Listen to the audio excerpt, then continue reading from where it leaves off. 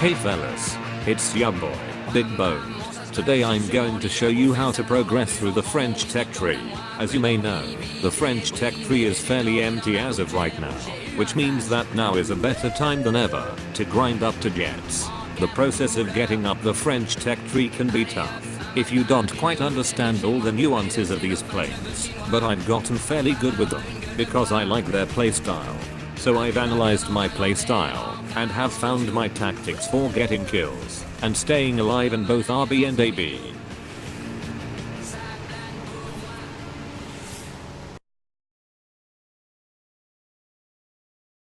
The first thing you need to know is that it's a good idea to stick to arcade battles until you start getting planes with cannons. Planes like the CR714 benefit massively from the physics of arcade battles, where you can use them as turn fighters. Probably the biggest error I've seen in French plane players is that they fly too quickly into engagements in arcade battles and get pwned by a lag 3 bias machine. Before they can finish eating their mid-noon croissants, you need to gain altitude when you join a match, somewhere in between your team's fighter spawn point and your bomber spawn point. For planes like the F-222 bomber and endpoint C-223 bomber, you should stay out of RB entirely, because you are a slow-moving target with not a whole lot of bomb capacity.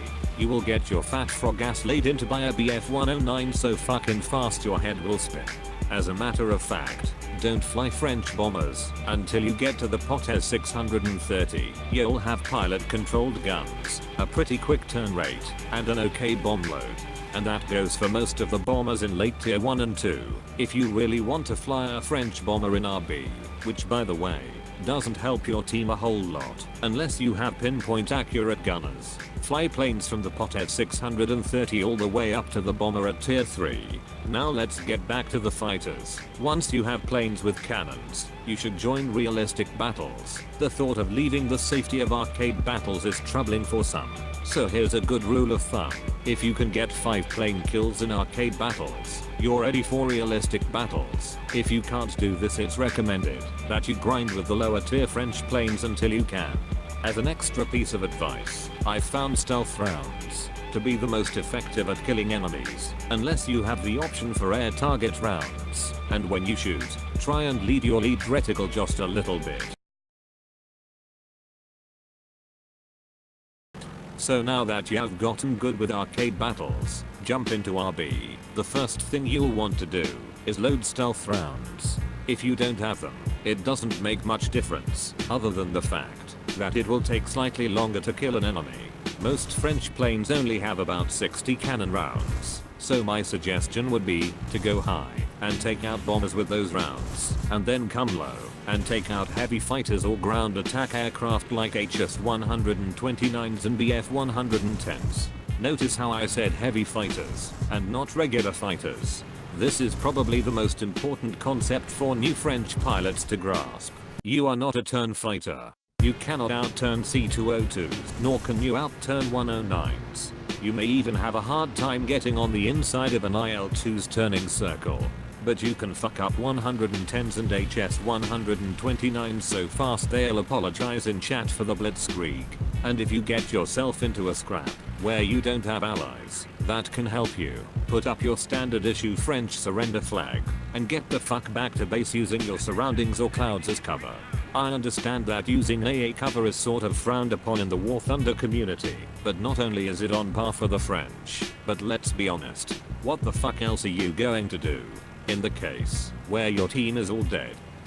Hurry back to base, praying that nobody sees you, and stockpile your hardened 20mm baguette rounds. Climb to space like you're the sole employee of the Centre National Dated Spatial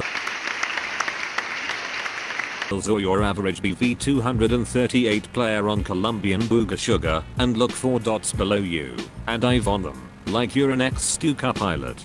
This should go without saying for most people, but especially in these planes, don't do head-on. It's risky, and even if you come out alive, you'll likely have to go to your base to repair and come to terms with the fact that you are cripplingly retarded. So let's talk about your upgrades. For the planes, Focus on any weapon upgrades first, then engine upgrades to outrun wallet warriors and Hitler bolts and faggots who don't have enough skill to play anything except yaks, and past that point I couldn't give less of a shit what you pick. For the crew, G tolerance, vitality and stamina first, then keen vision to spot planes you can dive on from the stratosphere, and once again I don't fucking care what you pick after that. If everything I've said scares you away from getting into the French tech tree, consider this. The MB-157, which is the furthest plane into tier 3, can be unlocked with only 18,000 research points. If you can play as well as I do, you can get about 2,500 research points without a booster, and no premium account each match you play. That means you only have to play give or take 7 realistic battles to get the plane that will help you get to tier 4. Compare that with American fighters or British fighters, which usually require 45,000 or above to get high tier 3 planes. And once you get to God's gift to War Thunder pilots, the VG-33C, it's smooth sailing from there. Anyways, I wish you guys luck in the air, because it'd be fucking dope to see more French plane players. Leave any comments or questions for me below, and if you want to subscribe, that'd be hella cool. See ya.